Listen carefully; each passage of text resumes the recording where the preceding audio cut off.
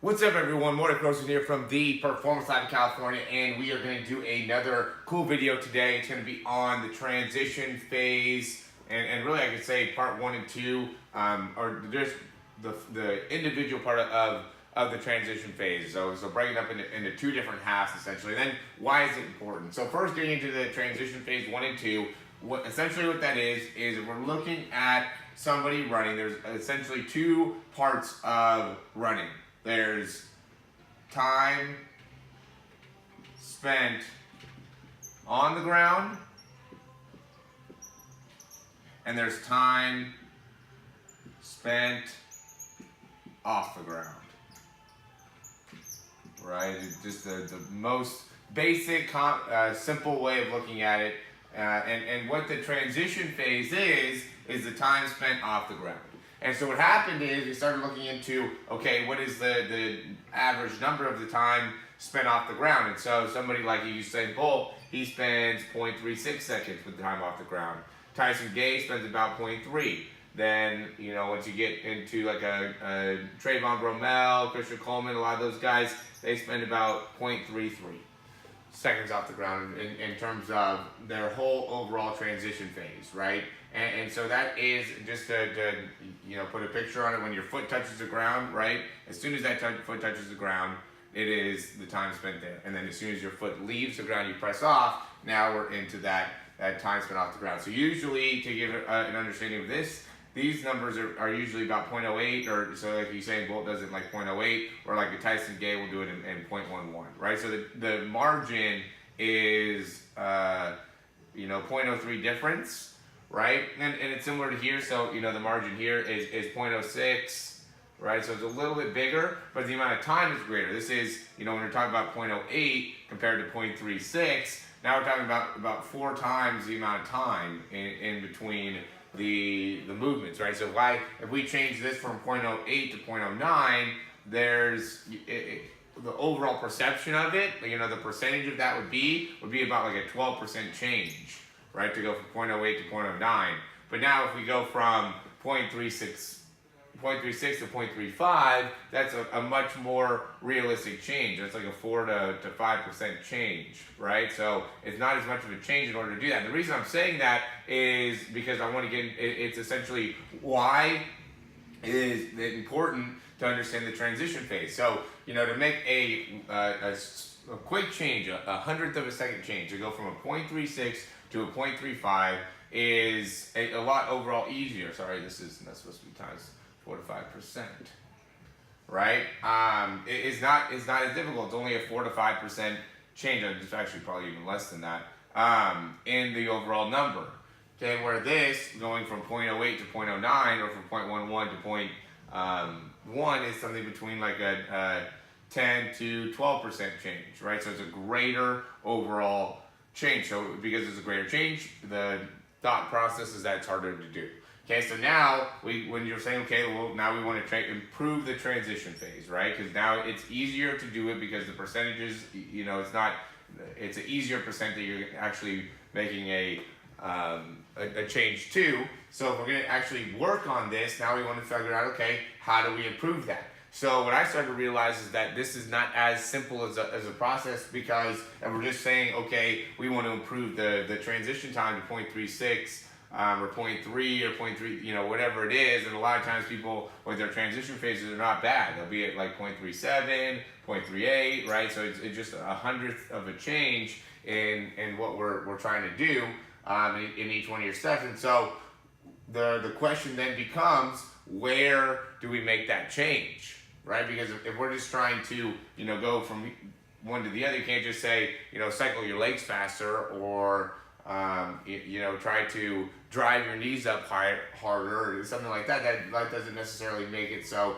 It could make it so there's a change, but there doesn't guarantee that there's a change. So we want to be able to go into exactly what are the different phases of it. So that's why we came up with phase 1 and phase 2. So to do one of my famous drawings here, I'm not, the reason I say that is just because I'm not a great artist. So we're going here, we're going there, boom, and then we have the leg, right, and we're pushing off. So from when the push-off phase happens till when, you know, the leg cycles back up and then comes right to the midline of the body. Okay, that's going to be transition phase 1.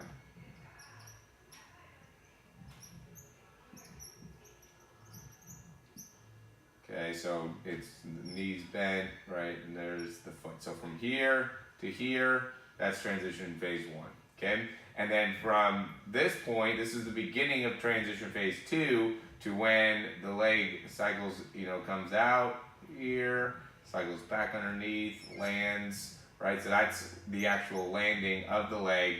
That is transition phase 2. So when the foot hits the ground, so it's from when the midpoint of when your foot's at the midpoint of the body until when the foot hits the ground is in transition phase 2. To break it into, you know, somebody like a, you know, Tyson Gay or Usain Bolt. Usain Bolt is going to be spending about 0.16 seconds with in transition phase 1, and he's going to spend about 0.2 seconds in transition phase 2. And the reason I say that is just because, you know, sometimes it's 0.19 and you know, or and still 0.16. So it's not always these numbers, just like it's not always 0.36.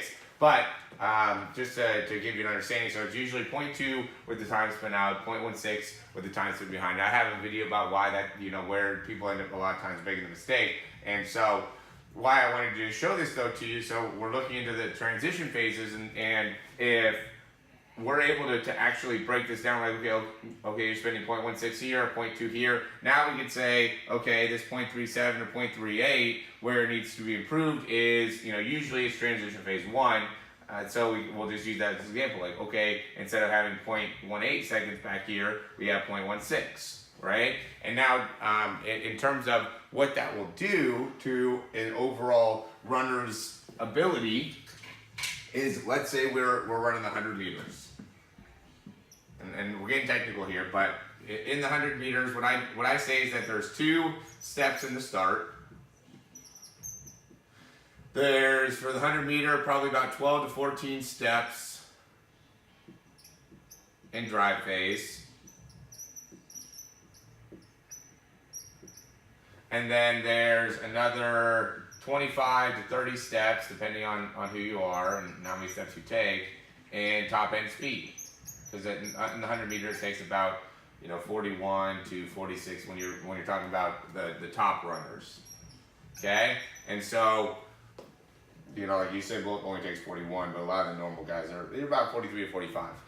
Again, so the point being is, well, if we look at these numbers, and we're talking about just the top end speed phase, right? And let's say the low end that you take 25 steps in your top end speed phase, and you can make an improvement by just 1/100 of a second, right? So you go from 0.338 to 0.37, to 0.37 to 0.36 in your transition phase. Really, you know, based off your height, you probably want to be closer to like a 0.33, 0.34, somewhere in there overall, because that's more of like a 6-foot type of person. Is going to be 0.33. The shorter you get, the more you want to get to a faster transition time. The taller you are, you want to get into, you have a little bit longer transition time. You just have to have a very quick contact time. If you're tall, you got to have a quick contact time. If you're short, you want to have a quick, if you're shorter, you want to have a quick transition time. Anyway, just that's information we've already talked about, but I want to just go over it again. So when we're talking about 25 steps here, if we can go from, again, 0.37, let's say, to a 0.36, that's 100th. And it's not easy to do that, obviously. You got to work on your endurance. You got to work on your ability to hold that over a period of time. That's not something you just wake up and just say, okay, I'm going to be able to hold this and do that, right? But if you actually have the techniques, you'll be able to do it a lot faster than if you just, you know, didn't know exactly where you could shave off 0.1/100th of a second in each one of your runs. So let's say we do that and we actually make that improvement within 25 steps. Now we made a 0.25 improvement, right? This time. Thanks for watching this video. I hope you really enjoyed it, and if you did, you can subscribe down below, and that way you can get updates on any of the new videos that we get. Also, if you want to, you can check out some of our other breakdowns for speed and throwing. We have exercises, also jumping mechanics videos, a lot of great stuff within our channel. Hope you enjoy.